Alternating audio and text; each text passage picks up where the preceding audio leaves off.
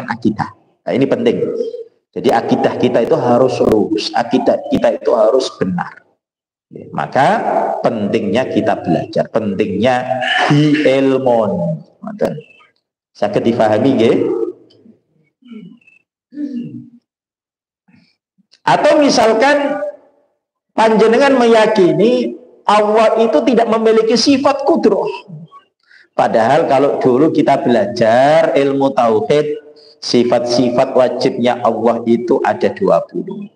Sebaliknya sifat muhalnya Allah itu ada 20 pula.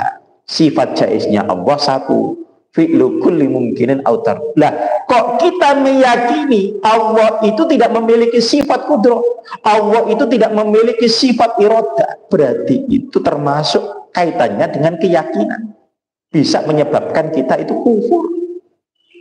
Nah, ini contoh-contoh daripada bid'ah yang mukaffirah. Lah, bid'ah sendiri itu apa? Nah, di dalam kitab ini disebutkan fihi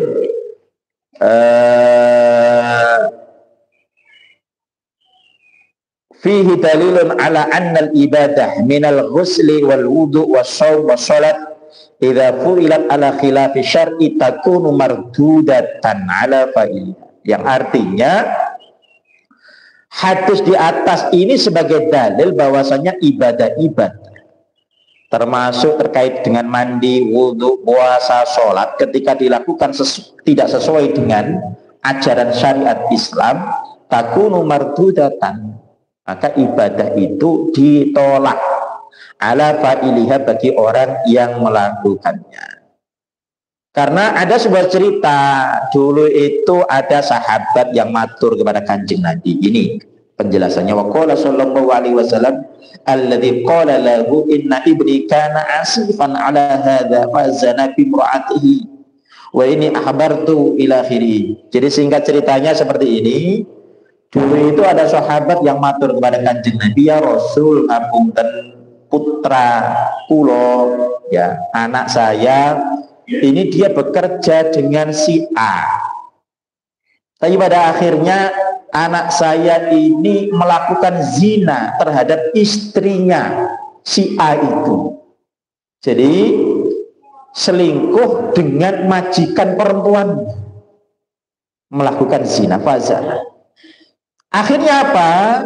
Akhirnya sahabat ini matur, kemudian saya mengganti ya Rasul dengan kambing dan juga beberapa uang sebagai tebusan. Nah, Kanjeng Nabi dawuh, al-walidatu wal ghanamu raddun 'alaika. Jadi beberapa kambing dan juga walidah itu ditolak. Mana ditolak itu apa? Tidak bisa menjadi tebusan. Orang berzina secara syariat Islam itu harusnya diranjam.